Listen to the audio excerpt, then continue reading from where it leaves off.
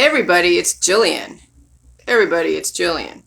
So I'm going to reiterate again about higher education and people with PhDs and masters and bachelors and even associate's degrees.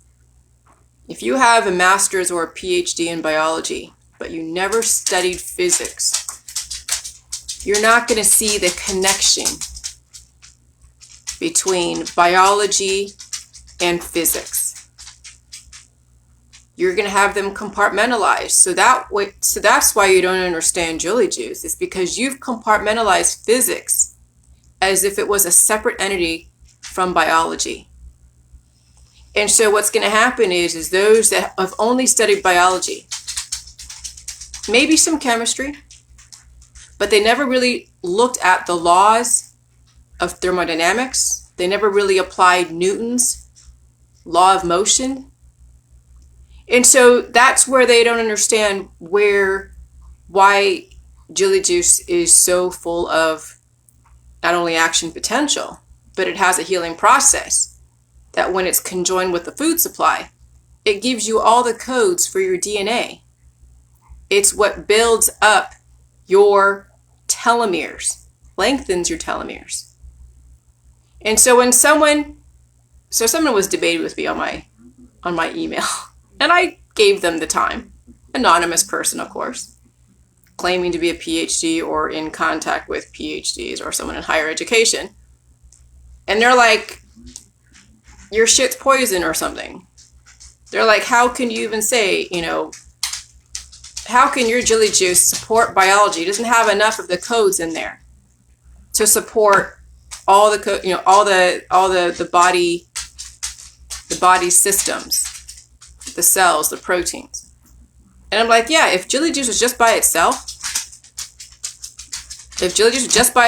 no, it would not support 100% your body, because you need to have the food supply. You need the meat, you need the milk, you need the cheese, you need the acids, you need the fatty acids, you need the sugar, you need the water. No one's selling Jjuice just by itself and saying, just drink Jjuice and that's it. It's paired with a protocol, with the food supply. And yes, thermodynamics has everything to do with why people die. When you're losing energy on the back end and you're taking on innovation on the front end, how are you going to retain your energy? And then the body cannibalizes itself. That's the aging process. But since he's not even thinking, or she, I don't know who it is, but since they're not even thinking about physics, they're only looking at biology and the microbiome. And whatever information they're getting, it's very disjointed. There really isn't a logical flow to their perceptions. All they have read was all the toxic opinions about Jjuice because people don't want to feel pain. The medical holistic system suppresses evolution. Now, you can call mutations where you're altering somebody's system, whether it's plastic surgery or taking out organs. You can call that evolution if you want. But what do you call it when someone dies? That's de-evolution. That's the complete opposite of evolution. So why do people die?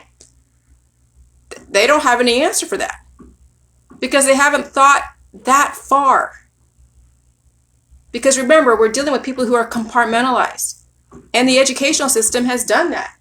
They don't conjoin physics and biochemistry unless really you are a PhD and you're doing some very technical stuff, of which then, yes, I've had people tell me through my email, you're right, it's about thermodynamics. Well, no shit, I know. Salt is energy, so is the Wi-Fi, so is the viruses, but people don't want to put those two together. They don't want to put physics and biology together because they think they're separate. They're separate majors. Because when you are working or when you are going to school, you're only learning a very tiny slice of the pie for a very good reason. So you become a cog in the wheel of the system, be very good at what you do. They have programmed your brain to be that precise on that specific area, and then you don't get the bigger picture. And then you pass away like, in 60 or 70 or 80. Maybe you won a few awards in your specific area. And then now they have a whole new cure, or they have CRISPR gene editing. because of your 1% contribution to the bigger picture. Okay? And so, yeah, when someone isn't traditionally trained by the educational system, they're not held to that very compartmentalized standard. Because when you're in academia, not only is it an echo chamber, but it's a very tight box. That, boy, if you get out of that box, you're excommunicated. God, if you even question the Hippocratic Oath, oh my God, that would be blasphemy to the American Medical Association. That's why I can say what I can say. That's what I do. I told this guy, I'm not a doctor. Do the Jjuice or not. You'll stay in your belief system or you won't. If you feel bad, go see your doctor. That's as simple as it's going to get. And so it's interesting, the perceptions out there, and then it just confirms more about the compartmentalization of our society and how they extract and manipulate the innovation in your body to extract specific components, to then plug into the bigger picture, of which you will never know the bigger picture unless you actually get out of academia, not really tout the party line, but just get to know the basics. And then you get the hell out of academia and formulate your own hypothesis. Like separate from their platforms. Because they have very specific parameters they want you to work from. It's all about gene editing. But is it about indefinite life or supporting the body correctly while it's going through an evolution and going through an innovation? Or are they just going to do another reset, force everyone to evolve to a virus that some people can't really handle? And so the weak get thrown away and the strong are then rising to the top. And then the strong are used as the next prototypes for the next innovation, of which then they will go and recruit more brains, more bodies to go and exploit and extract and throw a bunch of money and throw a bunch of fame at them so they stay on the wheel. And then there you go. That's how it's done. That's how it's done in academia. Academia is a double-edged sword. Yes, it has such a vast amount of knowledge, but it's a club. It's a club. It's a clique. It's the pack mentality that I am totally rising above the pack mentality, whether it's women, whether it's politics, whether it's religion, whether it's science. Academia is the pack mentality. And so, no, it doesn't impress me that you have a PhD. No, it doesn't impress me that you are very well known in your field, especially when you are actively devolving people. And especially when you don't connect biology and physics. There's such thing as biophysics, biothermodynamics, biomolecular thermodynamics. Just Google that and you could see the connection between the two. But that wasn't his purview. He just wanted to debate only biology because that's all he knew was biology. He didn't understand the second law of entropy or the second law of thermodynamics. He didn't understand entropy. He didn't even understand the first law of thermodynamics. He barely probably even understood the Newton's law of motion. Yeah, when you don't know these type of rules and laws, you're not going to want to debate those areas that you don't know. You'll only stick to what you know, and then you'll still be confused. Well, that's a self-fulfilling prophecy. If you're choosing to be ignorant in this area, then there's no way you're going to get my information. There's no fucking way.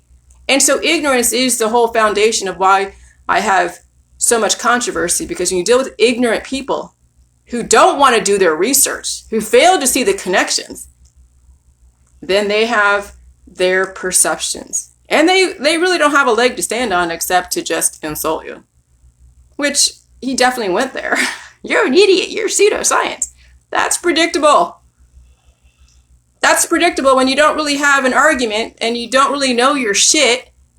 You'll go right to the insults. That's when you know you fucking won the argument, when they actually have to insult you. And so I'm like, okay, whatever, dude. Go see your doctor. Go get all of your vaccines. Hey, that's fine. That's great. Hope you can handle everything. Do what you gotta do, okay? But if I'm doing anything illegal, believe me, I would be arrested. I would be in jail. But guess what? Jelly juice is a probiotic. Which he didn't understand. And jelly juice is a probiotic. It has lactobacillus. And then I get crickets. Or I don't know. I don't even know what I got. I get some kind of sentence that I'm just like, whatever. And so I feel bad for those that don't do their research. I feel bad for those that are so scared of their environment, so scared of salt, so scared of viruses, so scared of the vaccine, so scared of everything. Because they won't have what it takes to really open up their mind. Because the fear is so overpowering. And that is the curse of humanity. It's the fear.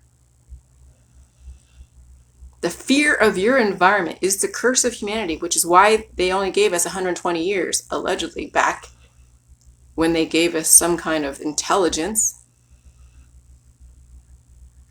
People didn't understand they had to balance out all of the God-given divinity biochemistry. You got to balance that out. If you have too much in one area, yeah, you're going to be cattywampus. You're going to have diagnosable conditions, neurological issues. That all has to do with imbalanced biochemistry and then channels being switched on and off and hormones being switched on and off, binary code, the plug and play. So if you want to be a god or at least a demigod in this society and be immortal, right? You got to balance your shit out and retain your energy. Release the excess. Have the covalent bonding. That is eating sugar, eating fat, eating bread, eating carbs, eating meat, eating milk, even proteins. Let's say you don't eat meat, so eat like soy. Eat the complete plant proteins. You can't live on nuts alone, but you can live on soybeans and not have to eat meat if you are that against killing an animal. So there's so many choices in the food supply to support your DNA. And you have to have action potential. You have to have electrolytes. And if you don't have electrolytes, then you atrophy. And then the body shuts down bit by bit, which is why most people don't use most of their brain. Because it's being shut down by parts of their gut that is being destroyed by their pills, their powders, their supplements, their painkillers, their antibiotics. And so they don't see a connection that when you are taking antibiotics, you're destroying your brain because you're destroying your gut. But no, someone like this gentleman or lady would not see the connection between the brain and the gut. They would think they're compartmentalized. You know why? Because of academia. Academia purposely compartmentalizes everything. And so when someone connects the dots, they're looked at as crazy. People become racist. They can't handle your information. They can't handle anything about you. And then, yeah, they will go there with race. They'll go there with insults. Of course. You know, if someone called me on my shit and told me that I didn't know what I was doing and I knew it, I would be insulting the hell out of them too, because that would be my only go-to. What else do you do when you really don't have an argument? You go insult your opponent. And so that's how humanity, that's what we've devolved into, is the fact that we have so much de-evolution that there is no intelligent conversations. And when you try to have an intelligent conversation, the wall is up. The wall is up, the blinders are on, and you're dealing with a wall and a robot. You're not dealing with a real human. Well, you are. But you're dealing with a very programmed human that you really can't penetrate, nor should you. Because their belief system is their reality, and you don't want to mess with that if they don't want to be messed with. So then they should not be searching you out. But some part of them are searching me out and making a point to make contact with me for a reason, even if it's a struggle between their psyches. Because if I didn't matter, they wouldn't contact me. But somehow I matter in some way. And so I took that conversation, made it more intelligent, even though it kind of went downhill at the end.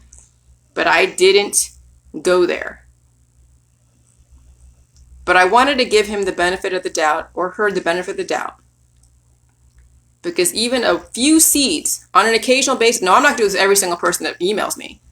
No, I'll just block and delete. But sometimes I will give that gift of tolerance, that gift of patience.